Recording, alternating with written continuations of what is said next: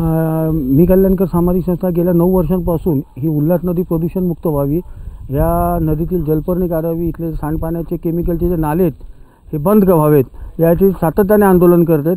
आत्ताच मागे जेव्हा आमचं आंदोलन होतं तेव्हा खासदार डॉक्टर श्रीकांत शिंदे यांच्या अध्यक्षतेखाली MMRD येथे एक मोठी बैठक आयोजित करण्यात आली होती.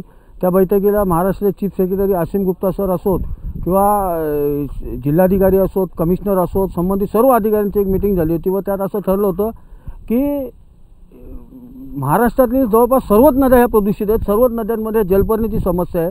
त्याच्यामुळे ह्या जलपर्णीचा कायमस्वरूपी याच्या उपाययोजना करण्यासाठी MPCB हे 10 मशीन हे पूर्ण महाराष्ट्रासाठी भाडेतत्वावर घेणार आहे.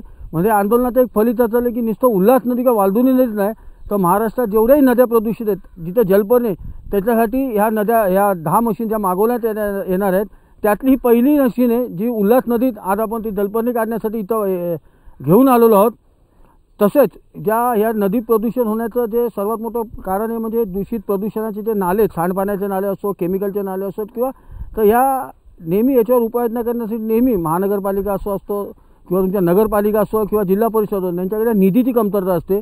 जी 28 मार्चला जी खासदार श्रीकांत शिंदे यांच्या अध्यक्षतेखाली जी मीटिंग झाली त्यात असं ठरलं होतं की महाराष्ट्रातली जेवढ्याही नद्या आहेत या नद्यांमध्ये हे जे नाल्यांचं समजा प्रदूषण रोखायचं असेल तर त्याला लागणारा मग तो STP प्लांट असतो किंवा कुठल्या एजन्सीमार्फत कुठली उपाययोजना करायची याचा सर्व खर्च उचलण्याची जबाबदारी ही MPCBच्या अध्यक्षता टायमाला सिद्धेश रामदास कदम सर होते, त्यांनी जबाबदारी घेतली. त्याच्यामुळे मी आज ही जी मशीन आले याद्वारे महाराष्ट्रातील सर्व नागरिकांना सांगतो की जिथे जिथे तुमच्या नद्या प्रदूषित असेल त्यांनी MPCBच्या अधिकाऱ्यांकडे पाठपुरावा करा व आता सर्व यंत्रणा आपल्याकडे उपलब्ध आहेत, लागणारा निधी आपल्याकडे उपलब्ध आहेत.